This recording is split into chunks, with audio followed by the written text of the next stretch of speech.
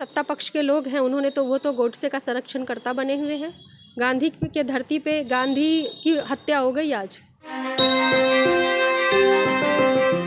लगा रहे हैं सुरक्षा की कि मेरे पति की हत्या हो सकती है, और लगातार गुहार लगाने के बावजूद भी न पुलिस ने सुना। उल्टा उनका कहना है कि एसपी ने उनकी बेइज्जती करी कि कितनों को हम लोग सुरक्षा देते रहे कि भागो यहाँ से। मतलब डराया धमकाया, मतलब असभ्य शब्दों का इस्तेमाल किया, ये कहना है।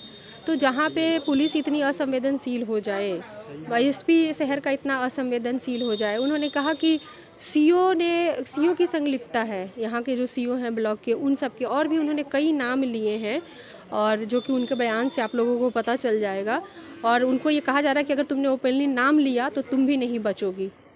तो इतना ज़्यादा खौफ में ये परिवार है, और इनकी आशंका उनको पूर्व से ही थी कि उनकी हत्या उनको हो सकती है। और अब ये परिवार है कि उनके परिवार के बाकी बचे लोगों की भी हत्या हो सकती है। उनके छोटे छोटे 2-3 बेटे हैं, उनकी हत्या हो सकती है, ससुर हैं।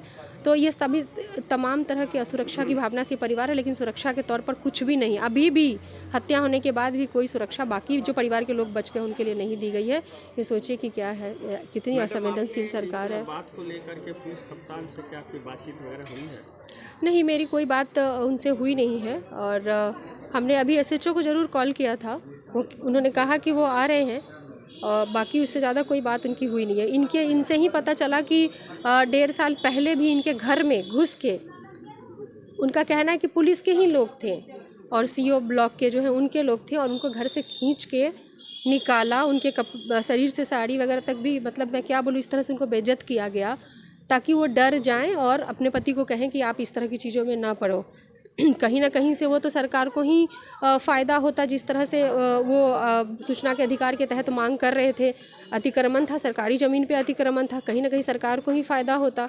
वो तो गांधी की ही आवाज़ बने थे इस गांधी की धरती पे, लेकिन गोडसे ने हत्या कर दी। क्या कीजिएगा। बिहार सरकार बार बार सुशासन की ढोल विज्ञापन से लेकर के न्यूज चैनलों में और रोज प्रेस कॉन्फ्रेंस में पीट रही है।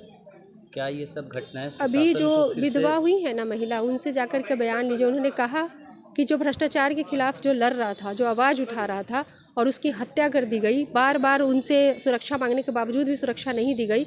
और इस सुशासन की सरकार में तथाकथित हर एक वो महिला विधवा होगी जिसका पति आवाज़ उठाएगा भ्रष्टाचार के खिलाफ। मैडम, आप राजद की प्रदेश प्रवक्ता हैं, तो आपकी जो पार्टी है या आपकी तरफ से अगला कदम क्या होगा?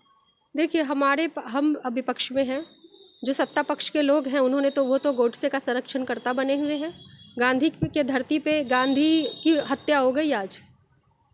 ये जो कलंक लगा है ना इस धरती पे, ये कभी ये कलंक धुलेगा नहीं।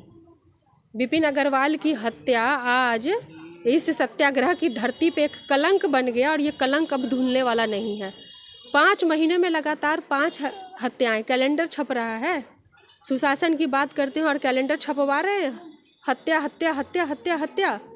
और हमारा स्टैंड, हम विपक्ष में हैं, हमारे पास न पुलिस प्रशासन न किसी चीज़ की ताकत नहीं है।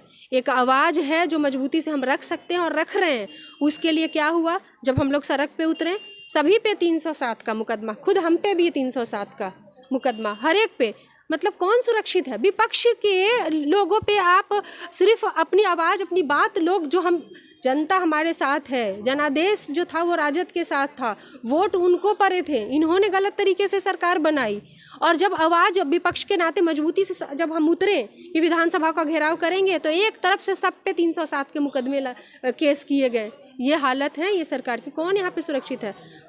लेकिन डरने वाले हम हैं नहीं। जो धाराएं लगानी है, जेल में डालना है, भरो ठूसो, जो करना है करो, आवाज़ नहीं दबने वाली है। और हम लोग पूरी मजबूती से लोगों के साथ, जो बिहार की जनता ने राजद पर भरोसा किया है, वो पूरी मजबूती से उसके साथ है। पटना में जाकर के जब अपने विपक्ष के नेता तेजस्वी यादव से मिलेंगी, इस रिपोर्ट को जब उनके सामने रखेंगी, तो क्या एक मानवता के नाते विपक्ष सरकार से ये मांग करेगी कि छोटे छोटे बच्चे हैं, परिवार असहाय हो गया, इन लोगों के लिए एक आर्थिक पैकेज, साथ ही साथ उनके पत्नी के लिए सरकारी नौकरी में वैसी कोई व्यवस्था बनाई जाए जिससे कि परिवार आगे की अपना जीवन बसर हम लोग लगातार इस बात को रख रहे हैं कि जिस तरह से दुर्घटना को अपनी जिम्मेवारी मानते हुए मुआवजा की राशि दी जाती है, वैसे ही सरकार इसको अपनी नाकामयाबी माने। हत्या को जिस तरह से की जा रही है, वो एक एक हत्या की जिम्मेवारी जो भी वर्तमान सरकार रहे, ये सरकार रहे, कोई और सरकार रहे, कोई और सरकार रहे, हत्या की जिम्मेवारी वो ले और उसके परिवार को आर्थिक सहयोग जितना हो सकता है वो करना चाहिए। क्योंकि आज इस परिवार के सामने प्रश्न है बड़ा कि कल का चूल्हा कैसे जलेगा। एक तरफ पति के मरने का गम और दूसरी तरफ ये डर भी है। उसमें उन्होंने मुझसे खुद कहा कि मैं इस दुख में हूँ कि कल का घर का मेरा चूल्हा कैसे जलेगा। ये बड़ा प्रश्न है।